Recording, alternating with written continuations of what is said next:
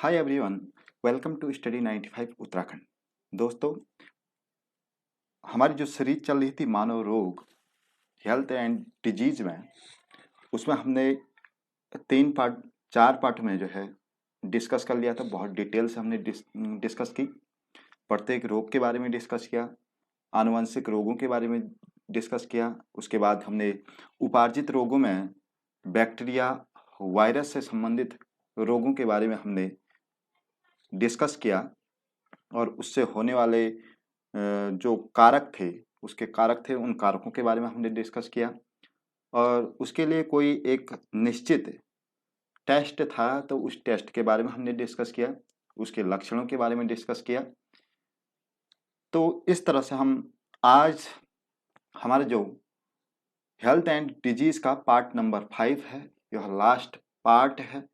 इसमें हम देखेंगे कि प्रोटोजुआ और फफूंद प्रोटोजुआ और फफूंद से होने वाले रोगों के बारे में, यानी कि प्रोटोजुआ और फंगस के कारण जो हमारे शरीर में, मानव में रोग होते हैं, उन रोगों के बारे में आज डिस्कस करेंगे। तो जो उपार्जित रोग थे, रोग दो तरह के थे। एक तो था जन्मजात रोग था और दूसरा उपार्जित रोग, यानी कि जो जन्म लेने के बाद रोग हो रहे थे। इसमें उपार्जित रोगों में दो तरह के थे, एक तो था इन्फेक्शनल और दूसरा था नॉन इन्फेक्शनल। इन्फेक्शनल भी चार तरह से वर्गीकृत किया गया था। पहला बैक्टीरिया जनित रोग, दूसरा वायरस जनित रोग, तीसरा प्रोटोजोआ जनित रोग और चौथा फंगस से होने वाले रोगों के बारे में। तो आज हमारा जो टॉपिक है लास्ट, प्रोटोजोआ और फंगस के कारण होने वाले रोगों के बारे में। इसके बाद एक लास्ट टॉपिक बचता है जिसका नाम है पल्स पोलियो अभियान। उसका एक टॉपिक जो है सिलेबस में अलग से दिया गया है, उसके बारे में हम डिटेल से चर्चा करेंगे। और आज बात करते हैं प्रोटोजोआ और फफूंद से होने वाले रोगों के बारे में। तो प्रोटोजोआ और फफूंद से होने वाले रोग कौन कौन से हैं, इसके बारे में देखें। तो प्रोटोजोआ से होने वाले जो रोग हैं वह हैं निद्रा रोग, पेचिश रोग, मलेरिया, पायरिया और कालाजार। और वहीं अगर फंगस से होने वाले रोगों के बारे में देखें तो ये हैं अस्थमा, गंजापन, दाद, एथलीट फूट और खाज। ये जो है फंगस के कारण होने वाले रोग और प्रोटोजोआ के कारण होने वाले रोगों की लिस्ट है। तो सबसे पहले हम बात करेंगे कि प्रोटोजोआ से होने वाले रोगों के बारे में। सबसे पहले बात करते हैं कि प्रोटोजोआ है क्या चीज। प्रोटोजोआ एक कोशिकीय जीव है। एक कोशिकीय जीव है। एक कोशिकीय जीव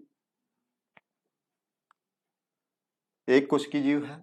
और दूसरा, अगर इसके एग्जाम्पल देखें तो एग्जाम्पल में आता है अमीबा, पैरामीशियम,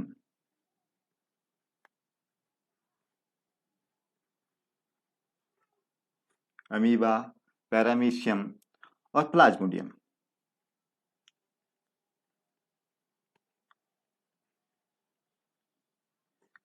ये जो है प्रोटोजोआ के उदाहरण हैं। अमीबा हो गया, पैरामीशियम हो गया, प्लाज्मोडियम हो गया। ये कुछ एग्जाम्पल थे। और प्रोटोजोआ है क्या? यह एक कोशिकीय जीव है। बैक्टीरिया भी, इससे पहले हम आगे वाली वीडियो में जो हमने डिस्कस किया था, बैक्टीरिया भी एक कोशिकीय जीव था। और उसके बाद हमने देखा जो वायरस था वह अकोशिकीय जीव था। बैक्टीरिया को हम प्रकाशिक सूक्ष्मदर्शी से देख सकते थे और वायरस को जो है इलेक्ट्रॉनिक सूक्ष्मदर्शी के द्वारा देखा जा रहा था। इसी तरह जो प्रोटोजोआ है उसे हम कहते हैं एक कोशिकीय जीव। और अगर इसके एग्जाम्पल की बात करें तो हैं अमीबा, पैरामीशियम और प्लाज्मोडियम। और भी एग्जाम्पल है। तो प्रोटोजोआ के कारण होने वाले रोगों के बारे में आज हम देखेंगे। सबसे पहले रोग आ जाता है मलेरिया। मलेरिया के अगर रोग कारक की बात करें, रोग कारक कौन सा प्रोटोजोआ है? यह है प्लाज्मोडियम।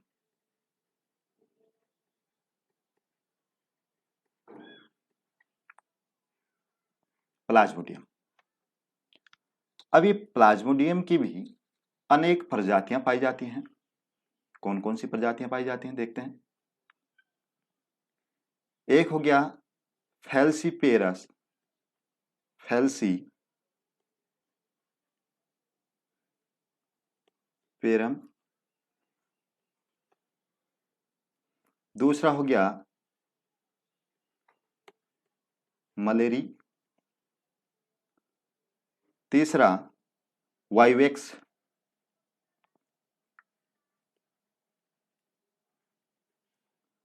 और चौथा ओवेल। ये जो हैं प्लाज्मोडियम की प्रजातियां हैं। और अगर इसमें इन चारों प्रजातियों में सबसे घातक प्रजाति अगर देखा जाए तो है फैल्सीपेरम। फैल्सीपेरम जो प्रजाति है वो सबसे घातक प्रजाति है, घातक प्रजाति। मलेरिया के अगर रोग वाहक की बात करें, रोग वाहक, इसका रोग वाहक होता है मादा एनाफ्लीज,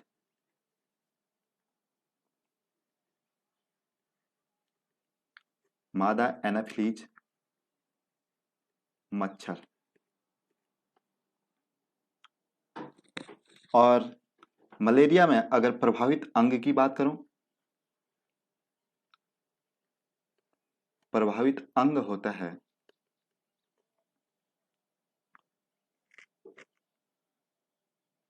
लीवर,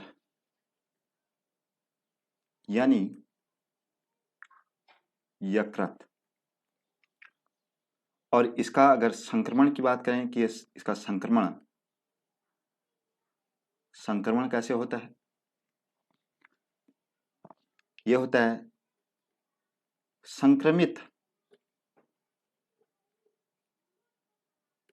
मच्छर के काटने से। होगा क्या कि जिस मच्छर को यह उसमें होता क्या है कि जो प्लाज्मोडियम होता है, संक्रमित मच्छर के पास अगर प्लाज्मोडियम है तो प्लाज्मोडियम मच्छर व्यक्ति को काटता है और व्यक्ति के काटने पर, व्यक्ति को जब मच्छर काटता है तो वह अपना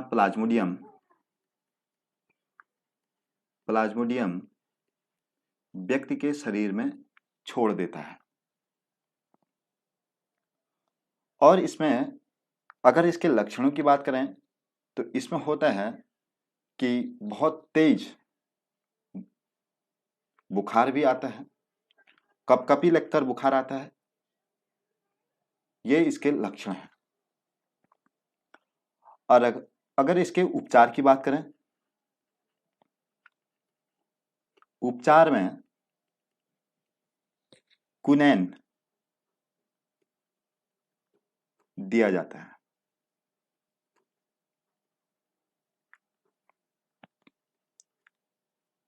इसी को कहते हैं हाइड्रा सी क्लोरोक्विन,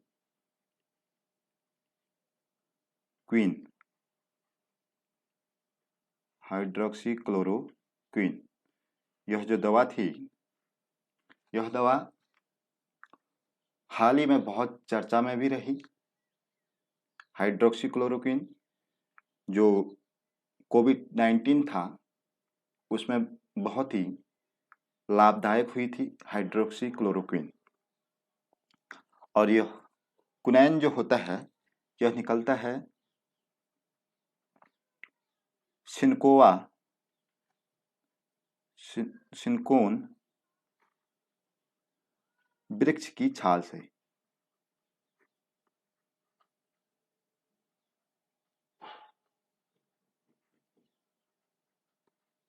छाल से। तो पहला रोग था जो प्रोटोजोआ के कारण हो रहा था, यह है मलेरिया, और इसका जो रोग वाहक होता है यह है प्लाज्मोडियम। और प्लाज्मोडियम की अनेक प्रजातियां पाई जाती हैं, जैसे फैल्सिपेरम हो गया, मलेरी हो गया, वाइवेक्स हो गया, वोवेल होगा। और इनमें जो सबसे घातक अगर प्लाज्मोडियम की बात करें तो वह कौन सी प्रजाति है? फैल्सिपेरम। इसमें अगर प्रभावित अंग की बात करें तो सबसे ज़्यादा इसमें जो प्रभावित होता है वो होता है लीवर यानी यकृत। और संक्रमण होता कैसे है कि संक्रमित मच्छर के काटने से प्लाज्मोडियम व्यक्ति के शरीर में इसका व्यक्ति के शरीर में प्लाज्मोडियम मच्छर छोड़ देता है। और अगर इसके उपचार की बात करें तो इसमें क्विनैन नामक दवा दी जाती है, इसी को कहते हैं हाइड्रोक्सी क्लोरोक्विन। और ये हाइड्रोक्सी क्लोरोक्विन कोविड-19 संक्रमण के दौरान बहुत ही लाभदायक हुई थी, और ये निकलता किससे है? सिनकोआ वृक्ष के छाल से। ये था प्रोटोजोआ से होने वाला पहला रोग। दूसरे रोग की बात करें तो दूसरा रोग आता है अमीबी पेचिस यानी पेचिस। इस पेचिस के अगर रोग वाहक की बात करें, रोग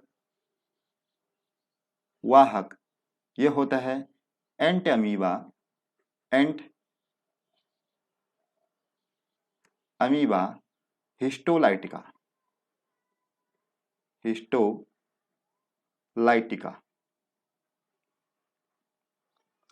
एंट अमीबा हिस्टोलाइटिका। पेचिस के रोग कारक, वाहक नहीं, कारक। अगर इसके संक्रमण की बात करें कि इसका संक्रमण होता कैसे है, संक्रमण होता है संक्रमित भोजन करने से। संक्रमित भोजन करने से। और उपचार में क्या दिया जाता है? इसके उपचार में दिया जाता है, उपचार में दिया जाता है ORS का घोल प्लस एंटीबायोटिक,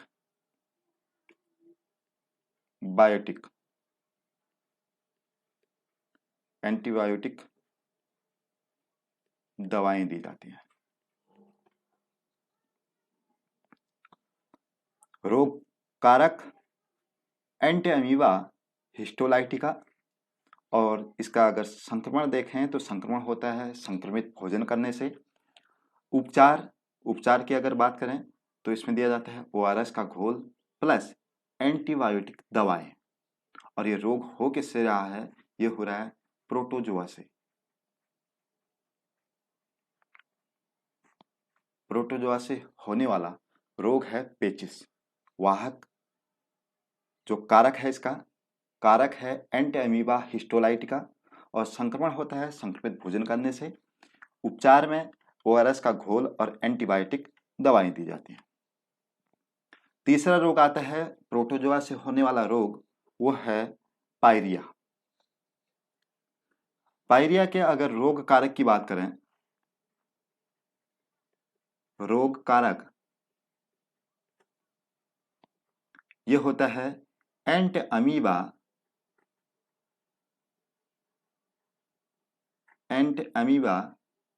जिंजी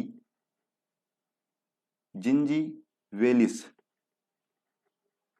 एंट अमीबा जिंजी वेलिस। और ये जिंजी वेलिस को ही कहते हैं मसूड़ा।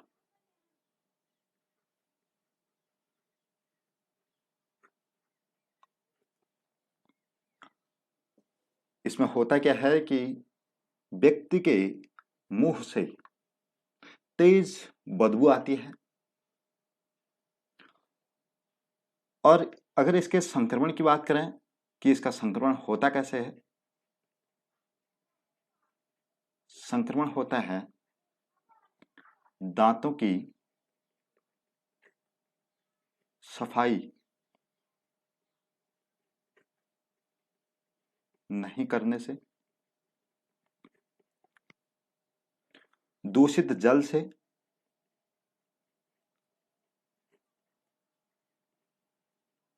दूषित जल से। लक्षणों की बात करें, लक्षण क्या होते हैं इसके? मसूड़ों से ब्लीडिंग होती है, यानी खून आता है।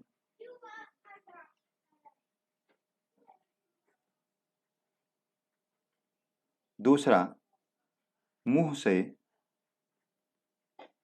तेज बदबू आती है।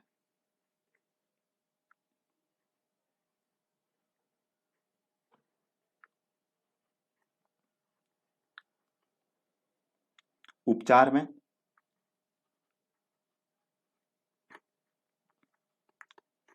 उपचार में एंटीबायोटिक दवाएं दी जाती हैं।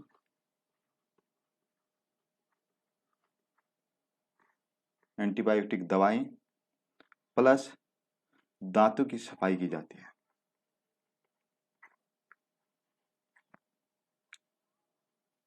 सफाई की जाती है।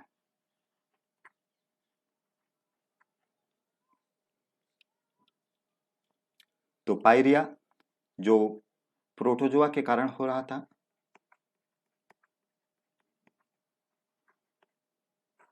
प्रोटोजोआ के कारण हो रहा था, इसका जो रोग वाहक है एंट अमीबा जिंजीवेलिस, जिंजीवेलिस को ही कहते हैं मसूड़ा। और इसका जो संक्रमण होता है वो होता है दांतों की सफाई नहीं करने से। दूसरा, दूषित जल को पीने से। अगर इसके लक्षणों की बात करें तो लक्षण होते हैं मसूड़ों से खून आना और मुंह से तेज बदबू आती है। उपचार में क्या किया जाता है? उपचार में किया जाता है कि एंटीबायोटिक दवाएं दी जाती हैं और दांतों की सफाई की जाती है। जो तीसरा रोग आता है प्रोटोजोआ के कारण, यह आता है काला अजार, काला जार। काला जार के अगर रोग कारक की बात करें, रोग कारक, रोग कारक होता है लीशमानिया, लीशमानिया डोनो वाली, ये इसका रोग कारक है, प्रोटोजोआ है। और अगर इसके रोग वाहक की बात करें, रोग वाहक होता है सैंड फ्लाई, यानी कि रेत मक्खी, रेत मक्खी। और इसमें लक्षण होते हैं, लक्षण तेजी से आरबीसी यानी रेड ब्लड कार्पल्स की संख्या में कमी,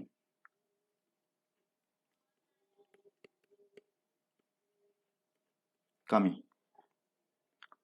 और इसके साथ साथ होता है शरीर पर, बॉडी पर काले धब्बे, काले धब्बे पड़ने लगते हैं, धब्बे। और साथ में बुखार आता है।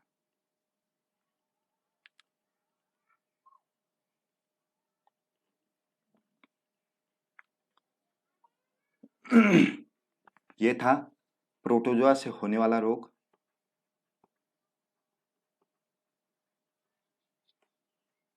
और इसके रोग कारक की बात करें तो रोग कारक होता है लीशमानिया डोनोवाली। और रोग वाहक होता है जो रोग को एक व्यक्ति से दूसरे व्यक्ति में ले जाता है। ये होता है सैंड फ्लाई यानी रेत मक्खी। और इसके लक्षणों की बात करें तो लक्षण में होते हैं तेजी से आरबीसी की संख्या में कमी होती है और शरीर पर काले धब्बे पड़ने लगते हैं और साथ में क्या आता है, बुखार आता है। क्वेश्चन किस तरह से आता है? क्वेश्चन आता है कि और प्रोटोजोआ के कारण जो तीसरा जो रोग आगे वाला आता है वो आता है निद्रा रोग। और निद्रा रोग के रोग कारक की बात करें, रोग कारक होगा ट्रिप्नोसोमा गैम्बियंस, ट्रिप्नोसोमा गैम्बियंस। और इसके रोग वाहक की बात करूं तो रोग वाहक होता है सीसी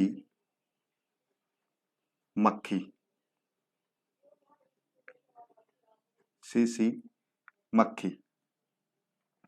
और इसके संक्रमण की बात करें, संक्रमण होता है संक्रमित मक्खी से।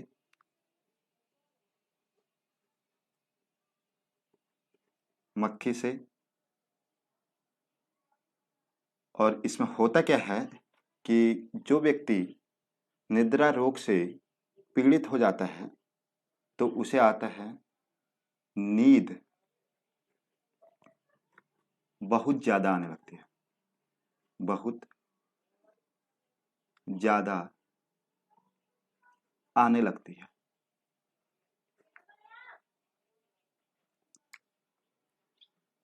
क्वेश्चन किस तरह से आता है? क्वेश्चन आता है कि निद्रा रोग के रोग कारक का नाम क्या है? तो रोग कारक इसका है ट्रिप्नोसोमा गैम्बियंस। और बहुत बार पूछा जाता है कि निद्रा रोग के रोग वाहक का नाम, तो रोग वाहक होती है सीसी मक्खी। और संक्रमण किससे होता है? संक्रमित मक्खी से होता है। और इसमें जो लक्षण होते हैं वो होता है कि व्यक्ति को बहुत ज्यादा नींद आने लगती है। उसके बाद देखते हैं कि जो कवक होते हैं, कवक के कारण होने वाले रोग। तो कवक के कारण होने वाला पहला रोग आता है दमा यानी अस्थमा।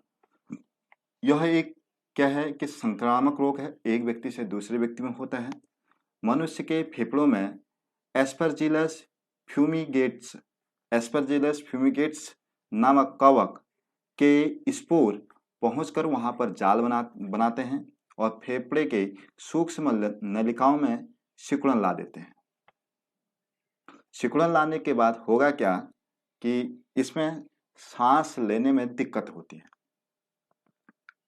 और दमा के इलाज में जो उपचार में दवा दी जाती है डेरिफाइनिल, टेडाल, एंड्रेनिल, ये जो हैं इसमें दवाएं दी जाती हैं। इसमें सिर्फ इतना पूछता है कि अस्थमा, अगर ये क्वेश्चन आता है कि इसमें फंगस के कारण होने वाला रोग कौन सा है, 2-4 रोग दे देगा, उसमें पूछेगा कि फंगस के कारण कौन सा रोग होता है।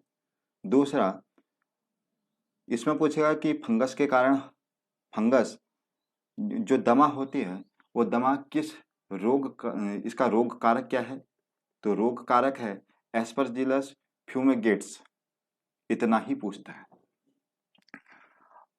अगला जो रोग कारक है वह है जो फंगस के कारण होता है, वो होता है गंजापन। यानी सर के बाल इसमें क्या हो जाते हैं, धीरे धीरे करके कम होने लगते हैं। और इसके अगर रोग कारक की बात करें तो रोग कारक होता है टीनिया केपिटिस, टीनिया केपिटिस नामक कवक से होता है। इस रोग में सिर के बालों की ग्रंथियां कवक के द्वारा नष्ट हो जाते हैं, जिससे सर के बाल क्या होने लगते हैं, टूटने लगते हैं, और एक समय के बाद व्यक्ति का सर पूर्णतः क्या हो जाता है, गंजा हो जाता है। अगला रोग है जो फंगस के कारण होता है, यह है दाद, या इसे कहते हैं रिंग वर्म। इसमें जो इसका रोग होता है वो होता है कौन से कवक के कारण, ट्राइकोफाइटोन। ट्राइकोफाइटोन कौन से कवक के कारण, ट्राइकोफाइटोन नामक कवक के कारण फैलता है। इसमें त्वचा के अंदर अपना जाल बना लेता है यह कवक, जिससे त्वचा पर लाल रंग के गोले पड़ने लगते हैं, और यह रोग कैसा है, एक संक्रामक रोग है, यानी कि इन्फेक्शनल डिजीज है। इसका रोग कारक है ट्राइकोफाइटोन, और यह ट्राइकोफाइटोन है क्या, एक कवक है। यह ट्राइकोफाइटोन व्यक्ति के शरीर के अंदर जाकर त्वचा में अपना एक जाल बना लेता है, और उस जाल के कारण व्यक्ति के त्वचा का रंग लाल पड़ जाता है। कैसा होता है, रेड, गोल गोल उसमें धब्बे पड़ने लगते हैं। तो यह है फंगस के कारण होने वाला रोग। अगले रोग की बात करें तो अगला रोग आता है एथलीट फुट। इसका जो रोग कारक है ट्राइकोफाइटोन है, यह एक कवक है, और इस रोग का जो संक्रमण होता है वो होता है संक्रमित जमीन से। और इस रोग में जिसको यह रोग हो जाता है वो होता है कि त्वचा मुलायम हिस्से, उसके जो है त्वचा के मुलायम हिस्से प्रभावित होते हैं, और जो उसका व्यक्ति का पैर होता है वह पैर कैसा हो जाता है, हाथी के पैर के समान हो जाता है, यानी फूल कर मोटा हो जाता है।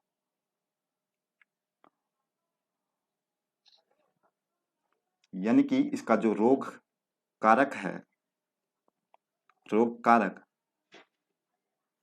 वह है ट्राइकोफाइटोन, और ट्राइकोफाइटोन एक कवक है। एथलीट फुट नाम से इसे रोग को जाना जाता है, जिसमें व्यक्ति का पैर हाथी के पैर के समान हो जाता है, यानी फूलकर मोटा हो जाता है। तो आज हमने देखा कि प्रोटोजोआ तथा कवक के कारण होने वाले रोगों के बारे में। इसमें हमने देखा सबसे पहले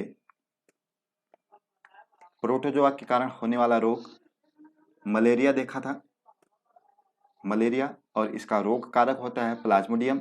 प्लाज्मोडियम की अनेक प्रजातियां पाई जाती हैं, इसमें जो सबसे घातक प्रजाति है वो है फेल्सिपेरम।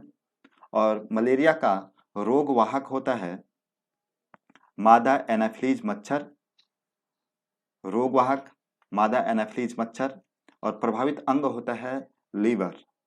संक्रमण कैसे होता है, संक्रमण होता है कि संक्रमित मच्छर के काटने से, संक्रमित मच्छर जब काटेगा तो प्लाज्मोडियम व्यक्ति के शरीर में छोड़ देता है। और इसके अगर उपचार की बात करें तो उपचार में दिया जाता है कुनैन की दवा, और इसी को कहते हैं हाइड्रोक्सी क्लोरोक्विन। जो हाइड्रोक्सी क्लोरोक्विन था वो कोविड-19 संक्रमण के दौरान बहुत चर्चा में रहा था। और एक कुनैन यह निकलता है सिनकोआ वृक्ष की छाल से। दूसरा रोग हमने देखा था पेचिस। इसका रोगवाहक था एंटअमीबा हिस्टोलाइट का। इसका जो संक्रमण होता है वो संक्रमित भोजन से होता है, और इसके अगर उपचार की बात करें तो उपचार में दिया जाता है ओआरएस का घोल, वो एंटीबायोटिक दवाएं। उसके बाद हमने तीसरा रोग देखा पायरिया। पायरिया में होता क्या है कि मुंह से तेज बदबू आती है और मसूड़ों से खून आने लगता है। इसका जो रोग कारक है वह है एंटअमीबा जिंजीवेलिस। संक्रमण होता क्या है कि दांतों की सफाई नहीं करने से होता है और दूषित जल को पीने से होता है। लक्षण इसमें वही होते हैं कि मसूड़ों से इसमें खून आने लगता है और मुंह से तेज बदबू आती है। उपचार में एंटीबायोटिक दवाई दी जाती हैं और दांतों की सफाई करवाई जाती है।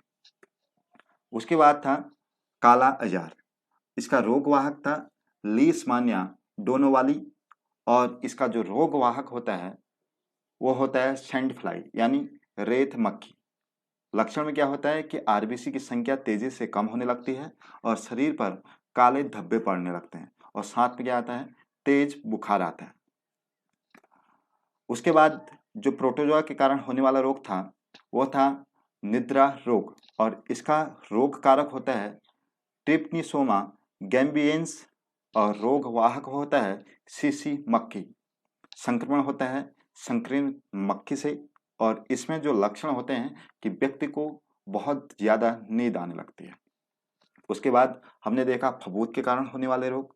पहला देखा था दमा, दूसरा गंजापन, तीसरा दाद, चौथा एथलीट फुट। तो ये थे प्रोटोजोआ के कारण और फंगस के कारण होने वाले रोग। आज की वीडियो में फंगस और प्रोटोजोआ के कारण होने वाले रोगों के बारे में देखा था।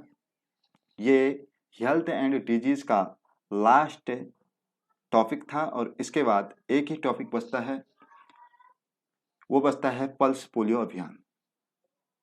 पल्स पोलियो अभियान के बारे में डिटेल से चर्चा करेंगे। Thank you.